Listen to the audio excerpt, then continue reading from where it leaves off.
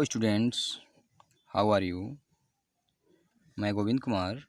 Students, मैं आज 10th वालों के लिए सब्जेक्ट भूगोल से लेसन सेकेंड का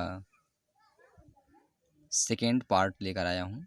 ये वीडियो आपके लेसन सेकेंड का दूसरा भाग है। हम शुरू करते हैं। इसके पहले हमने पहला पार्ट पढ़ चुका है सेकेंड लेसन का, तो चलिए शुरू करते हैं।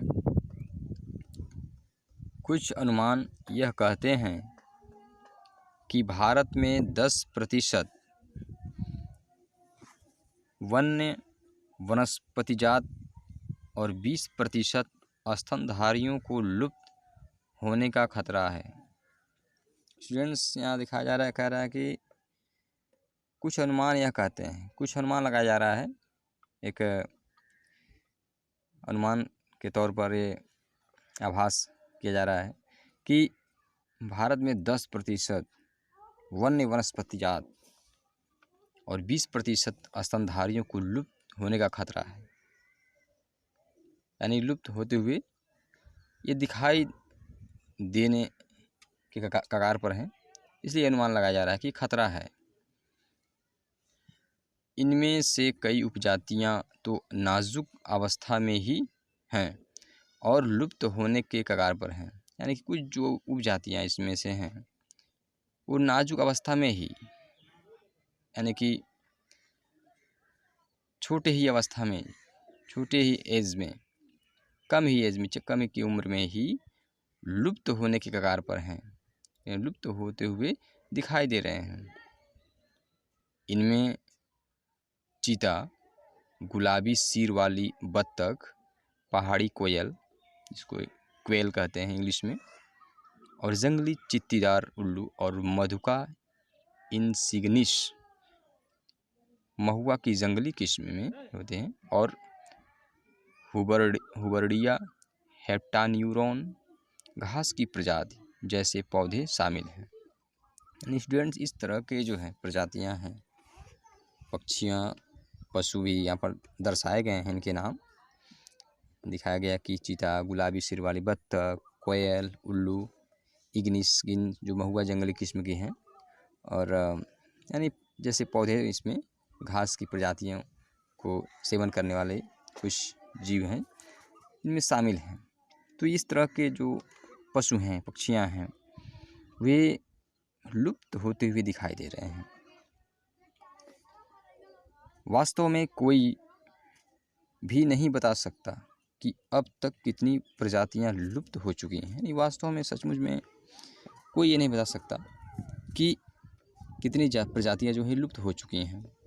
आज हमारा ध्यान अधिक बड़े और दिखाई देने वाले प्राणियों और पौधों के लुप्त होने पर अधिक केंद्रित है, परंतु छोटे प्राणी जैसे कीट और पौधे भी महत्वपूर्ण होते हैं। आज हमारा जो ध्यान जो है, फोकस है, बहुत बड़े दिखाई देने वाले प्राणियों और पौधों के लुप्त होने पर अधिक केंद्रित है। यानी जो हमारा ध्यान केंद्रित होता है वो बड़े बड़े पेड़ पौधों को लेकर, बड़े बड़े जानवरों को लेकर, बड़े बड़े पक्षियों इत्यादि को लेकर हमारा ध्यान केंद्रित रहता है। लेकिन जो छोटे छोटे जीव हैं, कीड़े मकोड़े हैं, छोटे प्रकार के जो पौधे हैं, इन पर हमारा ध्यान केंद्रित नहीं होता और इस पर हम ध्यान फोकस नहीं करते हैं।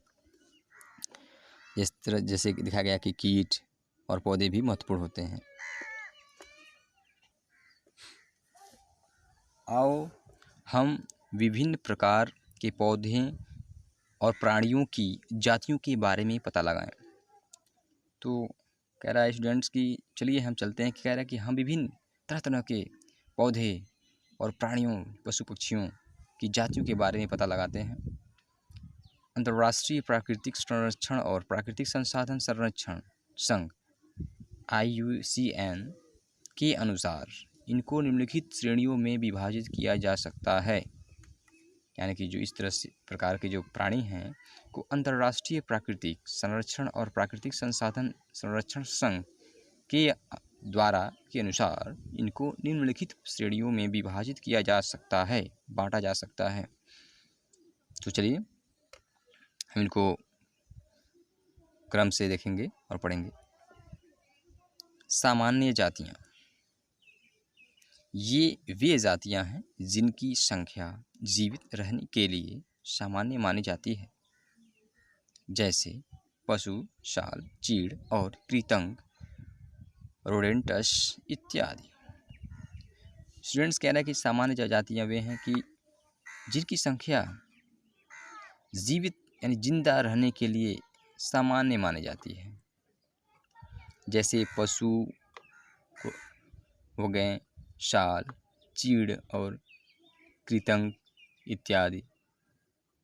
दूसरा है संकटग्रस्त जातियाँ। ये वे जातियाँ हैं जिनके लुप्त होने का खतरा है, जिन विषम परिस्थितियों के कारण इनकी संख्या कम हुई है। यदि वे जारी रहती हैं तो इन जातियों का जीवित रहना कठिन है। जिन विषम परिस्थितियों के कारण इनकी संख्या कम हुई है, यदि वे जारी रहती हैं, यदि वह क्रिया चलता रहता है इसी तरह से, तो इन जातियों का जीवित रहना कठिन है।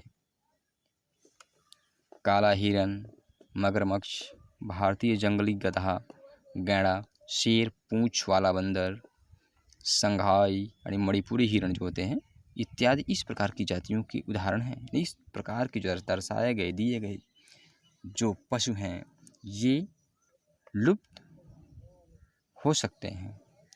ये इनको जो है, इनका जो जीवन है वह इनको जीवित रहने के लिए कठिन हो सकता है, इनके लिए दुर्लभ हो सकता है।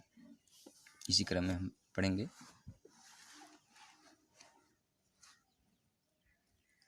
सुभेद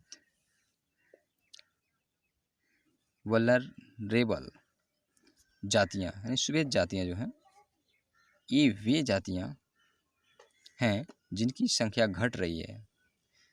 यदि इनकी संख्या पर विपरीत प्रभाव डालने वाली परिस्थितियाँ नहीं बदली, तो जाति और इनकी संख्या घटती रहती है, तो यह संकटग्रस्त जातियों की श्रेणी में शामिल हो जाएंगी। क्या है कि जो सुभेद ये वे जातियाँ हैं जिनकी संख्या घट रही है, लगातार घटती जा रही है, कम नजर आ रहे हैं। यदि इनकी संख्या इस तरह से अगर चलता रहा, इसका अगर विपरीत प्रभाव डालने वाली परिस्थिति नहीं बदली गई, यानी इसकी इस तरह की स्थिति है, इनको नहीं बदला गया, नहीं अगर रोका गया, तो ये संकटग्रस्त हो सकती है आगे चलकर कि ये भी जो लुप्त होते जाने वाले श्रेणियों में शामिल हो जाएंगी।